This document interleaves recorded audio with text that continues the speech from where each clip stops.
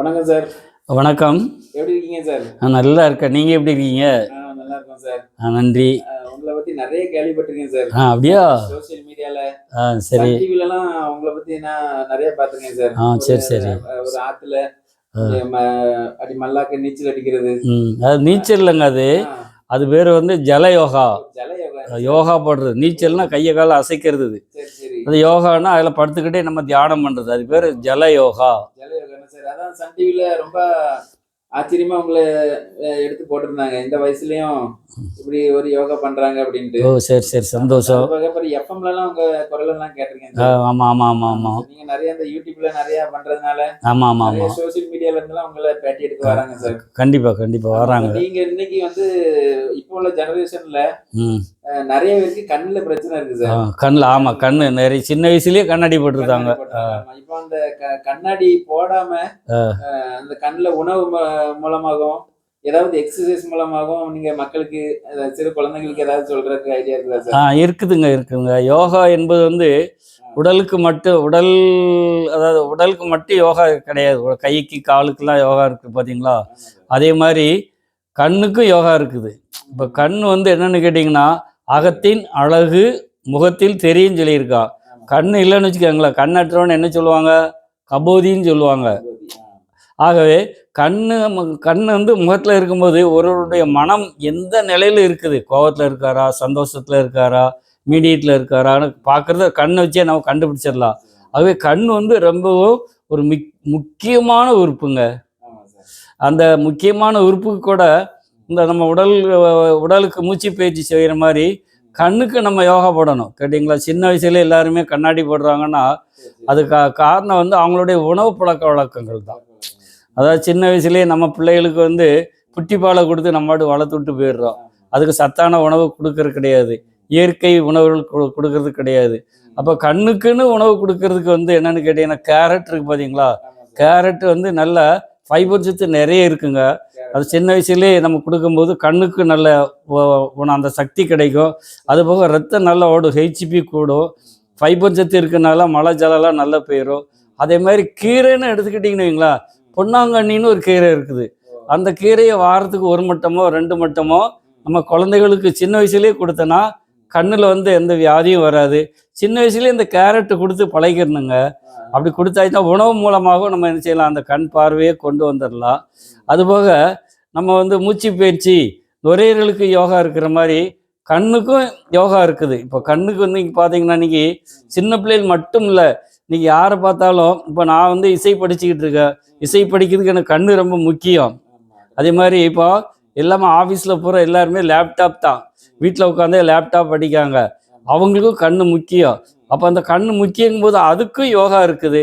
அந்த யோகா என்னன்னு கேட்டிங்கன்னா, நம்ம கண்ணுக்கு செய்யக்கூடிய யோகா எல்லாத்துலேயுமே 2 சீக்வன்ஸ் இருக்குது.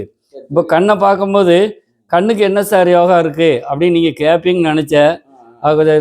இப்போ திருப்பி கேட்டுட்டீங்க. ஆனால் கண்ணுக்கு என்ன யோகான்னு கேட்டிங்கன்னா, கண்ணை நல்ல யோகா அந்த இது செய்யும்போது நல்ல முகத்தை நல்லா தொடச்சிக்கிடணும். இந்த கண்ணு கை நல்லா இப்படி தேய்க்கணும். நல்லா தேய்ச்சி வார்ம் இந்த கண்ணில் இப்படி வச்சிங்களாங்க, நல்ல ஹீட் இருக்கும். அந்த ஹீட்டில் வந்து கண்ணு சூடாயிரும், அதில் உள்ள டஸ்ட்டு ஃபுல்லாக போயிடும்.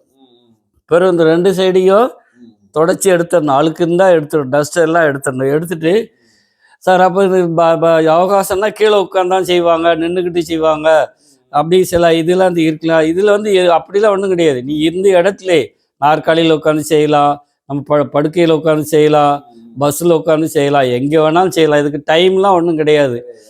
அதனால் இது வந்து ரொம்ப லேசுங்க, இது ஒன்றும் கஷ்டம் கிடையாது. இப்போ கண் இருக்குன்னீங்களா, கண்ணில் வந்து கருவிழி தான் முக்கியம். கருவிழியில் தான் அந்த லென்ஸ் இருக்குது.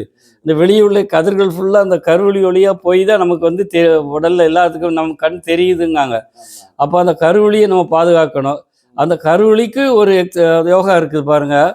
இப்போ நம்ம உட்காந்துருக்கோம், பார்த்த உடனே இந்த கண்ணை நேரே பார்க்கும், பார்த்துட்டு நேரே இந்த கருவிழியை மேலே போய் பார்க்கும். 1 சரி, மேலே போன பிறகு அடுத்தால கீழே வர்றோம் 2, இது 1. உடனே கண்ணை கொஞ்சம் மூடிக்கிடணும். 1 2 3 4 ஆச்சுதா? மேலே பார்த்தோம், கீழே பார்த்தோம். இப்போ அடுத்தால பார்த்தீங்கன்னா பக்கவாட்டில் பார்க்கணும். 1 2 நேரே வந்துடணும். இது 2வது. சரி. 3வது சைடு வைஸில் மேலே லெஃப்டில் 1, கீழே 2, அப்புறம் ரைட்டில் மேலே லெஃப்டில் கீழே 2, 3 ஆயிடுச்சா? இப்போ அடுத்தால பாருங்கள், கருவிலியை வந்து ரொட்டேஷன் இடது பக்கம் இப்படி போய் பார்க்கணும், இப்படி கீழே வரணும், இப்படி கீழே வந்து இப்படி வந்து நேரே பார்க்கும். இப்போ இடது பக்கமாக சுற்றிட்டு அப்புறம் வலது பக்கமாக 1, 2, 3, 4 நேரே வந்துடுறோம். கண்ணை பொத்திக்கிடணும், கொஞ்சம் ரெஸ்ட்டு கேட்டிங்களா? இப்போ நல்லா தட்டி முழிக்கணும். இது ஒரு சைக்கிள். அப்போ இதில் 4 இது நம்ம செஞ்சுருக்கோம். இந்த 4 இதை வந்து நீங்கள் ஒரு நாளைக்கு ஒரு 5-6 தடவை செஞ்சாச்சாக்க உங்களுக்கு கண்ணுக்கு எந்த வியாதியுமே வராது. எதுவும் சந்தேகம் இருந்தால் நீங்கள் அந்த யூடியூப் சேனலில் கேளுங்க, உங்களுக்கு நான் பதில் சொல்கிறேன். இது சின்ன வயசானவங்களும் செய்யலாம், இதுக்கு வயசு நிர்ணயமே கிடையாதுங்க. ஆமாம் சார். இப்போ இப்போ ரீசெண்டாக வந்து உங்களுக்கு டாக்டர் பட்டம் கொடுத்தாங்க. ஆமாம், அது சிலம்பத்தில் கொடுத்தாங்க என்ன சார்? ஆமாம். வந்து நாங்கள் சோசியல் மீடியாவில் பார்த்தோம். அதுக்கு பிறகு நீங்கள் இலவசமாக சிலம்பம் சொல்லி கொடுத்துட்டு இருக்கு. எல்லாமே சிலம்பம், ஆர்ச்சரி பேசப்பட்டாங்க. என்ன மாதிரிலாம் சொல்லி கொடுக்கீங்க சார்? நீங்கள் என்னென்ன அவார்ட்ஸ்லாம் வாங்கியிருக்கீங்க? நான் வந்து ஆசிரியர் 36 வருஷம் தலைமை ஆசிரியராக பணிபுரிந்த. அதில் வந்து தமிழக அரசு வந்து எனக்கு டாக்டர் ராதாகிருஷ்ணன் அவார்டு கொடுத்தாங்க, கேட்டிங்களா? அப்புறம் சிலம்பம் வந்து கிட்டத்தட்ட நான் ஒரு 50 வருஷமாக இலவசமாக சிலம்பம் சொல்லி கொடுத்துட்ருக்கேன். தமிழக அரசு வந்து எனக்கு கலை முதுமணி அவார்டு கொடுத்து 10,000 ரூபாயும் ஊக்கத்தொகை கொடுத்தாங்க.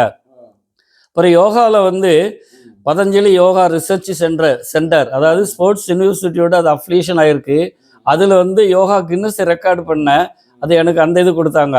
அதே மாதிரி field archery association, Indian field archery association ஒன்று இருக்குது.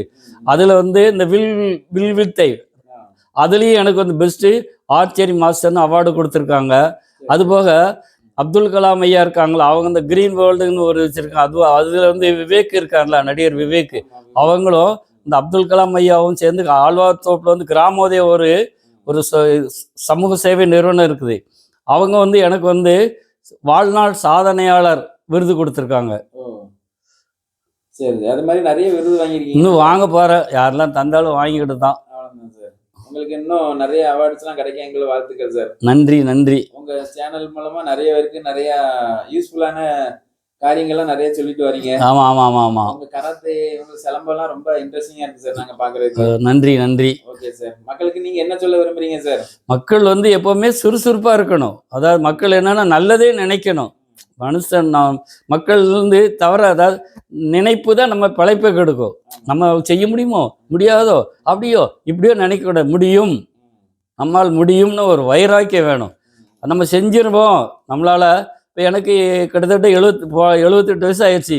இப்பவும் நான் இது செய்கிறேன்னா இது என்னால் முடியும், காலையில் எழுந்திரிச்சு எல்லாமே செய்யணும் அப்படிங்கிற ஒரு டைம் பிளான் பண்ணி நம்ம செஞ்சோம்னா செஞ்சிடலாம். ஆகவே மக்கள் வந்து எதுவுமே பாசிட்டிவாக திங்க் பண்ணணும்.